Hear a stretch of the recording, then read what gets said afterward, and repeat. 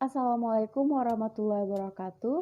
Perkenalkan, nama saya Sabila Lintang Ramadhani dari kelas C dengan NIM O1A1201186. Pada video kali ini, saya akan melakukan presentasi dalam hal pemenuhan ujian tengah semester mata kuliah Biokimia Farmasi Universitas Halu Oleo. Adapun pembahasan kali ini, yang pertama ialah menjelaskan beberapa istilah tentang glikolisis, glikogenelosis, glikogenesis, metabolisme, katabolisme, anabolisme. Yang kedua, buktikan atau tunjukkan bahwa proses metabolisme glukosa aerob menghasilkan energi lebih besar dibandingkan anaerob.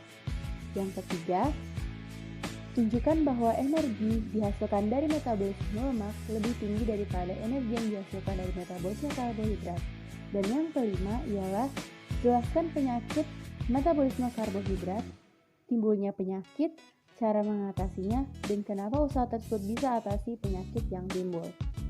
Baik, pada pembahasan pertama saya akan menjelaskan beberapa istilah tentang glikolisis, glikogenelosis, glikogenesis, metabolisme, katabolisme, dan anabolisme. Glikolisis berasal dari kata glukosa dan juga lisis. Adalah serangkaian reaksi biokimia di mana glukosa dioksidasi menjadi molekul asam piruvat. Glikolisis adalah suatu proses metabolisme yang paling universal dan paling kita kenal dan terjadi di banyak jenis sel dalam hampir setiap makhluk hidup.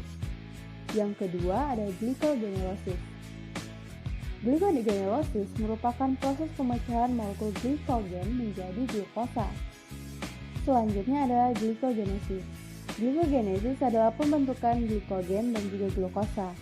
Peningkatan kadar glukosa dalam darah yang terjadi misalnya beberapa saat setelah makan menyebabkan pankreas mensekresikan hormon insulin yang menstimulasi penyimpanan glukosa dalam bentuk glikogen di dalam hati dan juga otot. Selanjutnya adalah metabolisme. Nah, metabolisme adalah seluruh reaksi biokimia yang bertujuan untuk mempertahankan kehidupan yang terjadi di dalam suatu organisme. Nah, reaksi kimia terjadi akibat interaksi spesifik secara teratur antara molekul-molekul di dalam lingkungan sel beserta dengan perubahannya. Nah, metabolisme tubuh merupakan proses kimia yang terjadi di dalam sel tubuh untuk mengubah makanan yang Anda konsumsi menjadi energi. Nah, energi ini dibutuhkan oleh tubuh dan juga sel-selnya dan jaringan tubuh agar tetap sehat, tumbuh dan berkembang serta fungsinya bekerja dengan baik. Selanjutnya kita mempunyai katabolisme. Nah, katabolisme adalah lintasan metabolisme yang merombak suatu substrat kompleks molekul organik menjadi komponen-komponen penyusunnya sambil melepaskan energi pada umumnya berupa ATP. Nah, katabolisme ini merupakan suatu proses pemecahan molekul-molekul besar dan kompleks menjadi bentuk yang lebih sederhana. Dan salah satunya adalah kalori atau energi. Yang terakhir ada anabolisme. Anabolisme adalah keterbalikan dari katabolisme. Anabolisme adalah lintasan metabolisme yang menyusun beberapa senyawa organik sederhana menjadi senyawa kimia atau molekul kompleks. Nah, anabolisme memproses sintesis senyawa kimia kecil menjadi besar, menjadi molekul yang lebih besar, seperti yang terjadi pada asam amino yang diubah menjadi protein. Anabolisme sendiri yaitu proses pembentukan senyawa kompleks atau makromolekul yang dibutuhkan oleh sel dari molekul sederhana dengan bantuan energi. Makromolekul hasil anabolisme digunakan untuk pertumbuhan tubuh makhluk hidup. Kita lanjutkan kepada pembahasan yang kedua, yaitu untuk membuktikan bahwa proses metabolisme glukosa secara aerob menghasilkan energi lebih besar dibandingkan anaerob. Nah, seperti yang kita ketahui, aerob secara simpelnya itu berarti menggunakan oksigen, sedangkan anaerob tidak menggunakan oksigen. Untuk mengetahui jumlah ATP yang dihasilkan, kita harus mengetahui jumlah ATP yang dihasilkan digunakan dalam tahapan respirasi aerob, yaitu glikolisis, siklus Krebs, dan transport elektron. Dilansir dari biologi LibreText, glikolisis menghasilkan 2 ATP dan 2 NADH. Dalam satu NADH-nya terdapat 3 ATP, berarti glikolisis menghasilkan sebanyak 8 ATP. Dalam dekarboksilasi oksidatif atau perubahan asam pirufat menjadi asetil-CoA menghasilkan 2 NADH, masing-masing berisi 3 ATP. Berarti dekarboksilasi oksidatif menghasilkan 6 ATP. Siklus Krebs menghasilkan 6 NADH, masing-masing berisi 3 ATP dan 2 FADH yang masing-masing berisi 2 ATP. Sehingga siklus Krebs menghasilkan energi sebanyak 24 ATP. Nah, rangkaian proses aerob menghasilkan 38 ATP. Namun, 2 ATP telah digunakan dalam proses glikolisis, sehingga hanya 36 ATP yang dihasilkan dalam 1 molekul gula. Jika yang dihidrolisis adalah 2 molekul gula, maka akan menghasilkan 72 ATP. Nah, dari tadi kan menyebut tentang NADH dan FADH2. Nah, apa sih itu NADH dan juga FADH? Nah, NADH adalah bentuk reduksi dari nikotinamida adenobukleonuklida atau NAD, sedangkan FADH2 adalah bentuk reduksi dari flavin adenin dinukleotida atau FAD. NADH adalah koenzim yang berasal dari vitamin B3 atau niacin, dan FADH2 adalah koenzim yang berasal dari vitamin B2 yaitu riboflavin. Kemudian selanjutnya ada anaerob. Nah, respirasi anaerob adalah respirasi yang terjadi tanpa adanya oksigen. Dilansir dari teknik psikologi, tanpa adanya oksigen, rantai transport elektron tidak dapat berjalan sehingga hanya sedikit jumlah energi yang dapat dibuat. Respirasi anaerob juga dikenal dengan istilah fermentasi. Fermentasi adalah perubahan glukosa secara anaerob yang meliputi glikolisis dan juga pembentukan NAD. Fermentasi alkohol maupun fermentasi asam laktat diawali dengan proses glikolisis. Pada glikolisis diperoleh 2 NADH ditambah H+ ditambah 2 ATP dan juga asam pirufat. Pada reaksi aerob, hidrogen dan NADH akan bereaksi dengan O2 pada transfer elektron. Pada reaksi anaerob ada ekspektor hidrogen permanen berupa asetildehida atau asam pirufat. Nah, apa saja sih tahap pembentukan energi pada respirasi aerob? Yang pertama yaitu melalui lintasan glikolisis. Yang kedua yaitu pembentukan alkohol atau fermentasi alkohol atau pembentukan asam laktat atau fermentasi asam laktat. Yang ketiga, akseptor elektron terakhir bukan oksigen tetapi molekul alkohol atau asam laktat.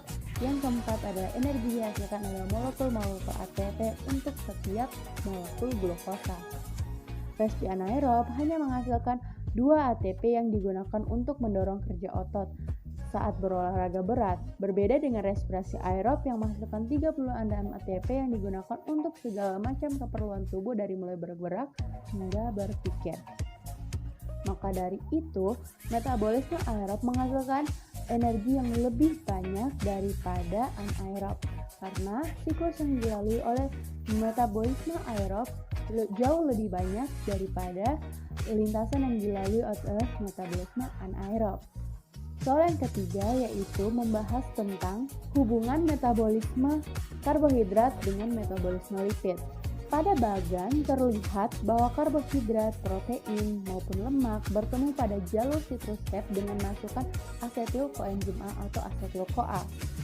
Nah, asetil-CoA sebagai bahan baku dalam siklus Krebs untuk menghasilkan energi yang berasal dari katabolisme karbohidrat, protein, maupun lemak. Titik temu dari berbagai jalur metabolisme ini berguna untuk saling menggantikan bahan bakar di dalam sel. Hasil katabolisme karbohidrat, protein, maupun lemak juga bermanfaat untuk menghasilkan senyawa-senyawa lain yaitu dapat membentuk ATP, hormon, komponen hemoglobin, ataupun komponen sel lainnya. Lemak atau asam heksanoat lebih banyak mengandung hidrogen terikat dan merupakan senyawa karbon yang paling banyak tereduksi. Sedangkan karbohidrat atau glukosa dan protein asam glutamat banyak mengandung oksigen dan lebih sedikit hidrogen terikat adalah senyawa yang lebih teroksidasi. Senyawa karbon yang tereduksi lebih banyak menyimpan energi dan apabila ada pembakaran sempurna akan membebaskan energi lebih banyak karena adanya pembebasan elektron yang lebih banyak. Jumlah elektron yang dibebaskan menunjukkan jumlah energi yang dihasilkan. Perlu diingat bahwa pada jalur katabolisme yang berbeda Glukosa dan asam glutamat dapat menghasilkan jumlah ATP yang sama yaitu 36 ATP, sedangkan katabolisme asam heksanoat atau lemak dengan jumlah karbon yang sama dengan glukosa 6 karbon menghasilkan 44 ATP, sehingga jumlah energi yang dihasilkan pada lemak lebih besar dibandingkan dengan yang dihasilkan pada karbohidrat dan juga protein. Sedangkan jumlah energi yang dihasilkan protein setara dengan jumlah yang dihasilkan karbohidrat dengan berat yang sama. Yang terakhir, setelah membahas beberapa hal demikian, saya akan membahas tentang gangguan dalam metabolisme karbohidrat. Salah satu gangguan yang paling sering kita dengar yaitu diabetes mellitus. Diabetes mellitus sendiri merupakan gangguan dalam metabolisme karbohidrat yang disebut sebagai glukosa. Diabetes mellitus merupakan penyakit kronis yang disebabkan oleh gagalnya organ pankreas memproduksi jumlah hormon insulin serta memadai sehingga menyebabkan peningkatan kadar glukosa dalam darah. Diabetes mellitus atau sering disingkat dengan DM merupakan salah satu penyakit yang tidak menular dan merupakan salah satu masalah kesehatan masyarakat yang penting. Bahkan menurut data bahwa diabetes mellitus adalah penyakit yang paling umum pada rakyat atau pada masyarakat Indonesia. Ini dapat terjadi mungkin dikarenakan konsumsi karbohidrat masyarakat Indonesia yang merupakan hal lumrah dan merupakan pola hidup yang tidak dikontrol oleh tiap masyarakat. Sehingga maka dari itu banyak masyarakat atau rakyat Indonesia yang menderita diabetes mellitus. Nah, diabetes mellitus ini memicu terjadinya gangguan sistem endokrin. Diabetes disebabkan karena adanya gangguan dalam tubuh sehingga tubuh tidak mampu menggunakan glukosa darah ke dalam sel, sehingga glukosa menumpuk dalam darah. Pada diabetes terdapat dua tipe yaitu tipe 1 dan juga tipe 2. Diabetes tipe 1 itu disebabkan karena pankreas tidak dapat memproduksi hormon tertentu. Sedangkan pada diabetes tipe 2, gangguan ini terjadi akibat tubuh tidak efektif menggunakan hormon tertentu atau kekurangan hormon tertentu yang relatif dibandingkan kadar glukosa darah. Kadar glukosa yang tinggi dapat merusak pembuluh darah kecil di ginjal, jantung, mata, sistem saraf sehingga mengakibatkan berbagai macam komplikasi. Diabetes mellitus sendiri memiliki berbagai pengobatan dan itu berbeda-beda dengan tipe yang dikandungnya, tipe 1 dan juga tipe 2. Pengobatan diabetes tipe 1 antara lain yang pertama yaitu hormon tertentu untuk mengontrol glukosa darah. Pemberian hormon ini dengan cara disuntikan pada lapisan bawah kulit sekitar 3-4 kali sehari sesuai dosis yang dianjurkan oleh dokter. Pola makan sehat dan olahraga teratur untuk membantu dan mengontrol tingkat glukosa darah, merawat kaki dan memeriksa mata secara berkala untuk mencegah komplikasi lebih lanjut. Nah, sedangkan untuk pengobatan diabetes tipe 2 itu antara lain yang pertama itu perubahan pola hidup sehat. Apa saja sih perubahan pola hidup sehat yang dapat kita lakukan? Yang pertama itu menghindari makanan berkadar glukosa tinggi atau berlemak tinggi. Hal ini sangat berbeda dengan tidak memakan glukosa sama sekali karena bagaimanapun juga tubuh sangatlah membutuhkan glukosa untuk menghasilkan energi. Hanya saja kadarnya dikontrol dan juga pola makanan yang teratur. Meningkatkan makanan yang tinggi serat. Makanan tinggi serat seperti sayur-sayuran, buah-buahan. Yang ketiga, melakukan olahraga secara teratur minimal 3 jam setiap minggu. Yang keempat, menurunkan dan menjaga berat badan tetap ideal. Yang kelima, menghindari atau berhenti merokok. Yang keenam, menghindari atau berhenti mengonsumsi minuman beralkohol, menjaga kesehatan kaki dan menjaga kaki agar tidak terluka, memeriksa kondisi kesehatan mata secara rutin. Nah, adapun pengobatan lain yaitu pemberian obat-obatan diabetes di bawah pengawasan dokter. Hal ini biasa kita dengar dengan suntik insulin. Umumnya digunakan untuk mengontrol gula darah pada penderita diabetes. Nah, cara kerja insulin buatan ini hampir sama dengan hormon insulin alami dalam tubuh manusia, yaitu mengontrol kadar gula darah dengan cara mengolahnya menjadi energi. Selain itu, insulin juga dapat mencegah organ hati memproduksi gula secara berlebihan. Mana kita tahu bahwa jika produksi gula menjadi berlebih, maka itu akan memperparah situasi para penderita diabetes mellitus.